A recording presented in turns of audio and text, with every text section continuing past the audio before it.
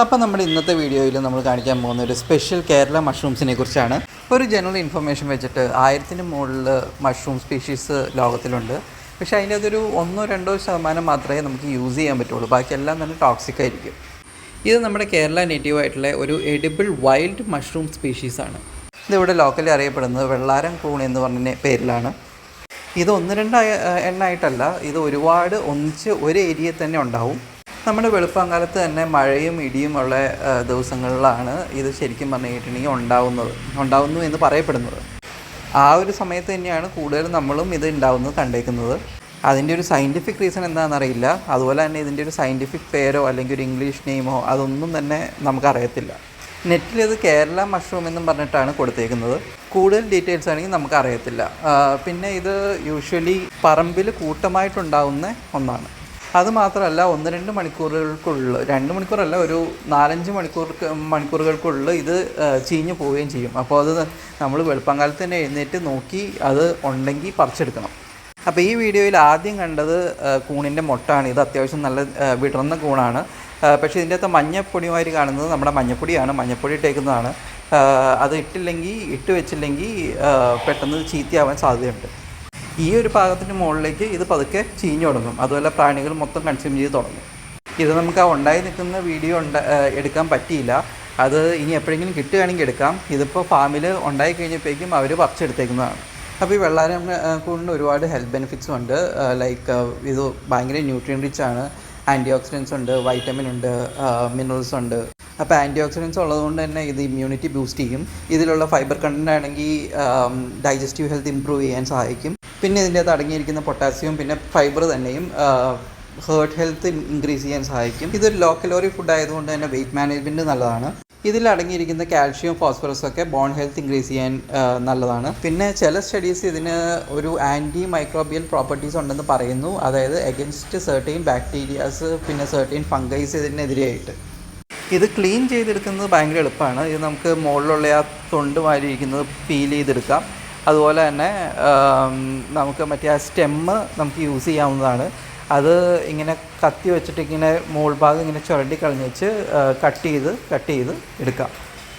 അപ്പോൾ ഇതിനെ ക്ലീൻ ചെയ്ത് കട്ട് ചെയ്തെടുത്തതിന് ശേഷം നമുക്ക് കഴുകി വാരി ഉപ്പും മഞ്ഞൾപ്പൊടിയും ഇട്ട് വേണം വെക്കാനായിട്ട്. ഫ്രിഡ്ജിൽ വെക്കണം. അധികം നേരം പുറത്ത് വെച്ചേക്കാൻ പറ്റില്ല. ഫ്രിഡ്ജിൽ വെക്കണം, അല്ലെങ്കിൽ ചീത്തയായി പോവും. അപ്പോൾ ഇൻഫർമേഷൻ വെച്ചിട്ട് ഇത് കേരള നേറ്റീവ് ആയിട്ടുള്ള ഒരു വൈൽഡ് മഷ്റൂം വെറൈറ്റിയാണ്. ഈർപ്പം നിറഞ്ഞ മണ്ണിൽ മരത്തിനടിയിലൊക്കെയാണ് ഇത് ഉണ്ടാകുന്നത്. ഇത് നമുക്ക് കടകളിലൊന്നും വാങ്ങിക്കാൻ കിട്ടുന്നതെന്ന് വെച്ചാൽ പാക്കറ്റിലായിട്ട് വരുന്ന കൾട്ടിവേറ്റഡ് വെറൈറ്റീസിൽ പെടുന്നതാണെന്ന് എനിക്ക് തോന്നുന്നില്ല. ഞാൻ ഇതെവിടെയും കണ്ടിട്ടുമില്ല കടകളിൽ വാങ്ങിക്കാൻ കിട്ടുന്നത്. ഇത് നമുക്ക് നോർമലി ഏതെങ്കിലും രീതിയിൽ കിട്ടുകയാണെങ്കിൽ ഇതിൻ്റെ ടേസ്റ്റ് ഭയങ്കര യൂണീക്കാണ്. ഭയങ്കര സൂപ്പർ ടേസ്റ്റാണ് ഇതിന്. അപ്പോൾ ഈ വീഡിയോയിൽ കാണിച്ചേക്കുന്ന പോലെയാണ് ഇതിനി ക്ലീൻ ചെയ്തെടുക്കേണ്ടത്. അതിനുശേഷം നന്നായിട്ട് കഴുകി വാരിയതിന് ശേഷം നമ്മൾ 1 ടീസ്പൂൺ ഉപ്പും 1/2 ടീസ്പൂൺ മഞ്ഞൾപ്പൊടിയും ചേർത്ത് തിരുമ്മി വെക്കേണ്ടതാണ്, ചീത്തയാവാതിരിക്കാനായിട്ട്. ഇനി നമുക്ക് ഇത് പ്രിപ്പയർ ചെയ്യണം എങ്ങനെയാണെന്ന് കാണാം. അതിന് വേണ്ടത് കുറച്ച് കറിവേപ്പിലയും പിന്നെ 1-2 ചുവന്ന മുളകുമാണ്. അപ്പോൾ ഇതൊരു 1-2 മണിക്കൂറായി ഒരു ഉപ്പും മഞ്ഞപ്പൊടിയും തിരുമ്മി വെച്ചിട്ട്. അപ്പോൾ നമുക്ക് അത്യാവശ്യം വാട്ടർ കണ്ടൻറ്റ് ഉണ്ട് ഇതിൻ്റെ അകത്ത് കഴുകി വാരി വെച്ചേക്കുന്ന കാരണം. അപ്പോൾ ഒന്നോടെ നന്നായിട്ട് പിഴിഞ്ഞിട്ട് വേണം എടുക്കാനായിട്ട്. അല്ലെങ്കിൽ നമ്മൾ പ്രിപ്പയർ ചെയ്ത് കഴിയുമ്പോഴേക്കും ഇത് നന്നായിട്ട് കുഴഞ്ഞ് പോവും. അതായത് വിട്ട് കിട്ടത്തില്ല. അപ്പോൾ നമ്മൾ മാക്സിമം പിഴിഞ്ഞ് അതിൻ്റെ അകത്ത് മാക്സിമം വെള്ളം കളഞ്ഞതിന് ശേഷം മാറ്റി വയ്ക്കുക. അതിനുശേഷം ചീഞ്ചട്ടിയിലേക്ക് ആവശ്യത്തിന് വെളിച്ചെണ്ണ ഒഴിക്കുക. അതായത് വറുക്കാൻ ആവശ്യത്തിനുള്ള വെളിച്ചെണ്ണ ഒഴിക്കുക. വെളിച്ചെണ്ണ ഒന്ന് ചൂടായി വരുമ്പോഴേക്കും നമുക്ക് അതിൻ്റെ അകത്തേക്ക് കറിവേപ്പിലയും ചുവന്നമുളകും ഇട്ട് കൊടുക്കാം. എന്നിട്ട് നമ്മൾ പിഴിഞ്ഞ് മാറ്റി വെച്ചേക്കുന്ന വെള്ളാരം കൂണും അതിൻ്റെ അകത്തേക്ക് ഇട്ട് കൊടുക്കാം. അപ്പോൾ നമ്മൾ പിഴിഞ്ഞെടുത്തേക്കുന്നതുകൊണ്ട് തന്നെ മഞ്ഞൾപ്പൊടി അത്യാവശ്യം ഇതിൻ്റെ അകത്ത് നിന്ന് പോയിട്ടുണ്ടാവും. അപ്പോൾ അതിന് ഒന്ന് കോമ്പൻസേറ്റ് ചെയ്യാനായിട്ട് 1/4 ടീസ്പൂൺ മഞ്ഞൾപ്പൊടിയും 1/2 ടീസ്പൂൺ കുരുമുളക് പൊടിയും ആഡ് ചെയ്ത് കൊടുക്കുക. പിന്നെ ആവശ്യത്തിന് ഉപ്പും. അപ്പോൾ ഈ ആവശ്യത്തിന് ഉപ്പ് എന്ന് പറയുമ്പോഴേക്കും നമ്മളിതൊന്ന് വെന്ത് വന്നതിന് ശേഷം ഇത് ഉപ്പ് നോക്കിയാൽ മതി. ഇത് പച്ചയ്ക്ക് എടുത്തിട്ട് ഉപ്പ് നോക്കരുത്. അത്യാവശ്യം വെന്തതിന് ശേഷം ഉപ്പ് നോക്കിയാൽ മതി. അതിന് ശേഷം ഉപ്പ് വേണമെങ്കിൽ ആഡ് ചെയ്ത് വെച്ചാൽ മതി. അപ്പോൾ ഇതെല്ലാം കൂടെ നന്നായിട്ട് ഇളക്കിയതിന് ശേഷം നമ്മൾ തുറന്ന് വെച്ചിട്ട് വേണം ഇത് വറുക്കാനായിട്ട്. അടച്ച് വെച്ച് വറുക്കരുത്. അപ്പോൾ ഇതങ്ങോട്ട് വെന്ത് വരുമ്പോഴേക്കും വളരെ നല്ലൊരു അരോമ മറ്റേ വീട് നിറച്ച് പടരും. നല്ല സ്വീറ്റ് അരോമയായിരിക്കും. ഈ വെള്ളാരംകൂടിൻ്റെ അരോമ എന്ന് പറഞ്ഞു കഴിഞ്ഞിട്ടുണ്ടെങ്കിൽ ഭയങ്കര യുണീക്കാണ്, ഭയങ്കര ഫ്ലേവറാണ്. അപ്പോൾ ഇത് കളറൊന്ന് മാറി തുടങ്ങുമ്പോഴേക്കും, അതായത് ഇപ്പോൾ ഒരു ലൈറ്റ് യെല്ലോ കളറിലല്ലേ കാണുന്നത്, അപ്പോൾ അത് മാറിയിട്ട് ഒരു ഗോൾഡൻ യെല്ലോ കളറിലേക്ക് എത്തുമ്പോഴേക്കും നമുക്കിത് നിർത്താവുന്നതാണ്.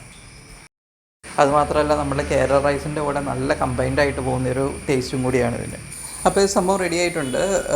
ഇനി നമുക്ക് ചോറിൻ്റെ കൂടെ നമുക്കിതൊക്കെ മഷ്റൂം ഫ്രൈ ആയിട്ട് കഴിക്കാം, അല്ലെങ്കിൽ നമുക്ക് മഷ്റൂം റൈസ് ആയിട്ട് കഴിക്കാം. അപ്പോൾ മഷ്റൂം റൈസ് എന്ന് പറയുമ്പോഴേക്കും ഇത് പ്രിപ്പയർ ചെയ്തേക്കുന്ന എണ്ണ ചോറിലേക്ക് ഒഴിച്ചിട്ട് നന്നായിട്ട് മിക്സ് ചെയ്യുക. അതിൻ്റെ കൂടെ കുറച്ച് മഷ്റൂമും കൂടെ ഇട്ടിട്ട് നന്നായിട്ട് മിക്സ് ചെയ്തതിന് ശേഷം മഷ്റൂം റൈസായിട്ടും ഇത് കഴിക്കാവുന്നതാണ്. അതും നല്ല അടിപൊളിയാണ്, നല്ല ടേസ്റ്റുമാണ്. വേറെ കറികളും പ്രത്യേകിച്ചൊന്നും വേണ്ട. പിന്നെ ഈ കൂൺ കണ്ടാൽ തിരിച്ചറിയാൻ പാടില്ലാത്ത ആൾക്കാരാണെങ്കിൽ നിങ്ങളിത് ആരോടെങ്കിലും അറിയാവുന്നവരോട് ചോദിച്ചിട്ട് വേണം, ഇത് കൺഫേം ചെയ്തിട്ട് വേണം കഴിക്കാനായിട്ട്. കാരണം മോസ്റ്റ് ഓഫ് ദ കൂണുകളും നമുക്കിവിടെ ചുറ്റും കാണുന്നത് ടോക്സിക്കാണ്. അപ്പോൾ ഫുഡ് റിലേറ്റഡ് വീഡിയോസ് ഇഷ്ടമുള്ളവർ ഫുട്ബോൾ ചാനൽ സബ്സ്ക്രൈബ് ചെയ്യുക. പിന്നെ നിങ്ങൾക്കറിയാവുന്ന ഫുഡി ഫ്രണ്ട്സിനൊക്കെ ഷെയർ ചെയ്യുക, ലൈക്ക് ചെയ്യുക, കമൻറ്റ് ചെയ്യുക.